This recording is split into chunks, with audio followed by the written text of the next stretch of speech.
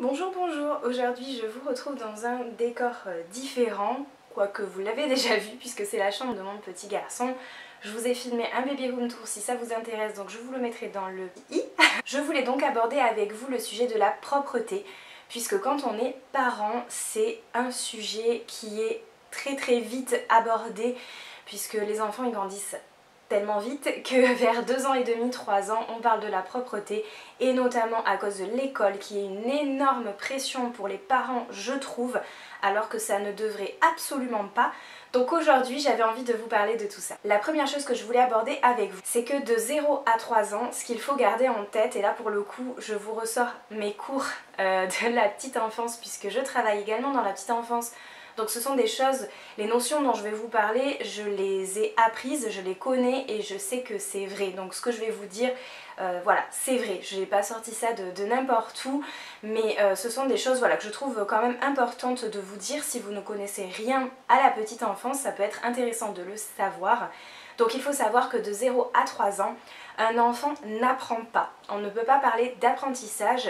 L'apprentissage, ça commence qu'à l'école. Et c'est pour ça qu'un enfant ne va pas à l'école avant 3 ans. Dans la logique, puisque les enfants qui sont de fin d'année vont à l'école, ils n'ont pas encore 3 ans. Puisqu'avant, son cerveau n'est tout simplement pas assez mature pour pouvoir apprendre, comme on le dit, donc apprendre à compter, apprendre à lire. Donc de 0 à 3 ans, ce ne sont pas des apprentissages, mais ce sont des acquisitions. C'est-à-dire que la propreté, ça fait partie d'une acquisition. C'est pour ça que je voulais l'aborder avec vous, effectivement c'est du vocabulaire. Deuxième chose que je voulais aborder avec vous, c'est que la propreté, il y a plusieurs choses qui rentrent en compte pour qu'un enfant soit propre.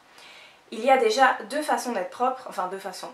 Il y a la propreté pour la journée, donc diurne, et la propreté nocturne de la nuit ou des siestes. Donc déjà, il faut que votre enfant il ait pleinement conscience de son corps et qu'il puisse contrôler ses sphincters. Parce que bien évidemment, s'il n'arrive pas à les contrôler, il ne pourra pas aller sur le pot ou aux toilettes au bon moment. Tout simplement. Donc dans cette notion-là, ce que je voulais aborder avec vous, c'est qu'il faut qu'il ait acquis déjà plusieurs choses, et notamment le fait de savoir s'asseoir et de savoir marcher. Ce qu'on associe aussi à la propreté, avant qu'un enfant on sache s'il peut être propre ou pas, c'est le fait de pouvoir monter les escaliers en alternant chaque pied. Au physique, votre enfant, il est prêt à être propre. Alors attention, ça ne veut pas dire que psychiquement par contre il est prêt. Et c'est pour ça que dans cette notion-là, c'est ce que je voulais aborder avec vous, c'est qu'il y a plusieurs choses à prendre en compte. Psychique, il faut que votre enfant, dans sa tête, ça soit un moment où c'est possible, où il a envie aussi. Parce que les enfants, parfois, ils n'ont pas envie. Avec mon mari, c'est ce qu'on a vécu avec notre petit garçon. En fait, il était prêt pour être propre, physiquement il était prêt, mais il y avait le côté psycho-affectif, comme on dit, qui n'était pas prêt. Lui, il n'avait pas envie. Et c'est à ce moment-là où nous on s'est dit, attention, il ne faut pas que ça devienne un enjeu ce moment-là. C'est-à-dire que quand nous il nous répondait ça, on lui disait, ah d'accord, pas de problème. Et tu te souviens que si tu as envie, tu peux aller sur ton pot. Oui mais je veux pas, pas de souci. Et ça a duré comme ça pendant bien 1 ou 2 mois.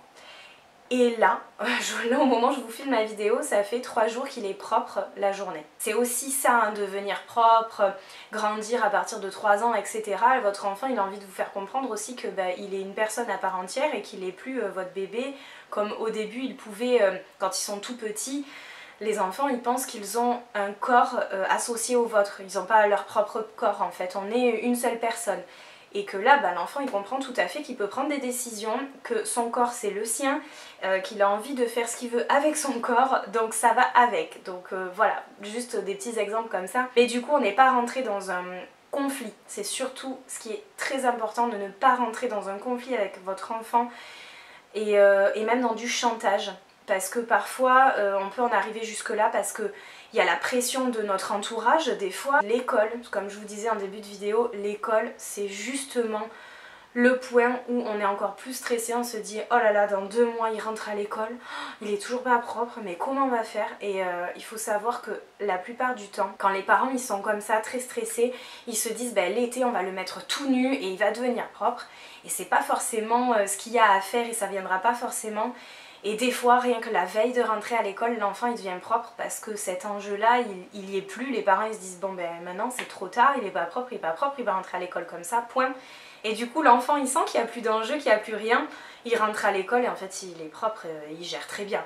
Donc c'est vrai que c'est assez important de ne pas rentrer là-dedans, de ne pas rentrer dans un conflit. Tout ce qui va être de l'ordre des acquisitions, de ne pas rentrer dans un conflit avec votre enfant, ça serait vraiment dommage. Et je vous parlais également du chantage, c'est-à-dire de dire à votre enfant à chaque fois qu'il va faire pipi, ben, vous lui donnez un bonbon, ou voilà, j'ai des idées comme ça qui me viennent, mais des petites choses comme ça, tout simplement parce que lui, il va pas comprendre que c'est une acquisition. La seule chose à faire avec la propreté, c'est la patience et attendre que votre enfant soit prêt. Parce que ça, pour le coup, c'est lui qui va le décider, vous allez pouvoir faire tout ce que vous voulez. Votre enfant, tant qu'il n'aura pas décidé de lui-même, vous pourrez faire tout ce qui est en votre pouvoir, j'ai envie de dire, ça ne changera rien. Ayez confiance en votre enfant, c'est lui qui va vous montrer, vous guider, vous dire ben là je suis prêt, vous n'avez pas besoin, comme je vous disais tout à l'heure, de faire du chantage ou quoi que ce soit. Juste montrer de l'attention à votre enfant en lui disant ben, nous on est fiers de toi. Et toi, tu peux également être fier de toi. Ce qui peut être important aussi, c'est de laisser votre enfant voir ce qui sort de son corps. Que ça soit pas quelque chose de tabou. Ça, c'est ce que j'ai oublié de vous dire, mais c'est pas tabou, hein, voilà, de l'urine, de la selle, c'est tout à fait normal. Tout le monde, même nous en tant que parents, on va aux toilettes. Donc c'est important que votre enfant, même s'il a envie des fois de venir avec vous dans les toilettes, et ben si ça peut l'aider, et peut-être que le fait de voir aussi ce qui se passe avec vous, vous êtes les parents, vous êtes la figure d'attachement, vous êtes l'exemple, donc forcément il voudra faire la même chose que vous. Si votre enfant veut vous suivre aux toilettes, et bien laissez-le faire. C'est de laisser votre enfant voir tout ce qui est dans sa couche ou dans son pot.